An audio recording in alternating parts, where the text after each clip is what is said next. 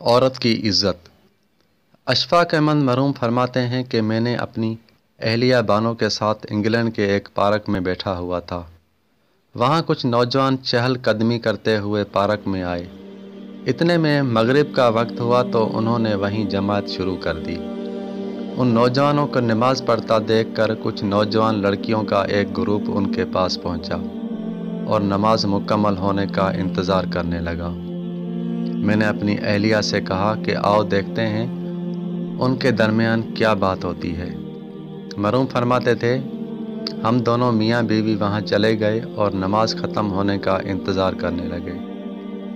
نماز ختم ہوتے ہی ان میں سے ایک لڑکی نے آگے بڑھ کر جماعت کروانے والے نوجوان سے پوچھا کہ کیا تمہیں انگلش آتی ہے؟ تو نوجوان نے کہا کہ جی ہاں آتی ہے۔ تو لڑکی نے سوال کیا کہ تم نے ابھی یہ کیا عمل کیا ہے؟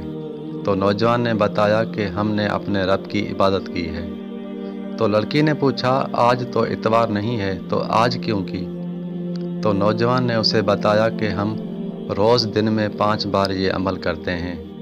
تو لڑکی نے حیرت سے پوچھا کہ پھر باقی کام کیسے کرتے ہو تم؟ تو اس نوجوان نے اسے مکمل طریقے سے پوری بات سمجھائی۔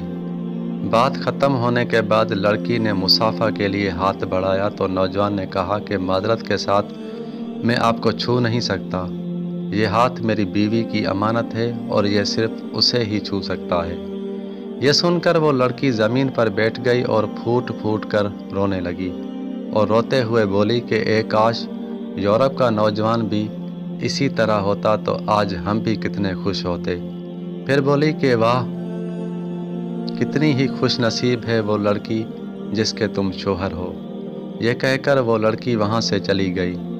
اشفاق محمود مرحوم فرماتے ہیں کہ میں نے اپنی اہلیہ سے کہا کہ بانو، آج یہ نوجوان اپنے عمل سے وہ تبلیغ کر گیا جو ایک کتاب لکھنے سے بھی نہیں ہوتی۔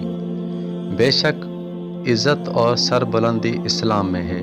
میرا جسم میری مرضی کا نعرہ لگانے والی، جاؤ یورپ میں عورت کا حال دیکھو اور خدا کا شکر ادا کرو تم ایک مسلمان پیدا ہوئے۔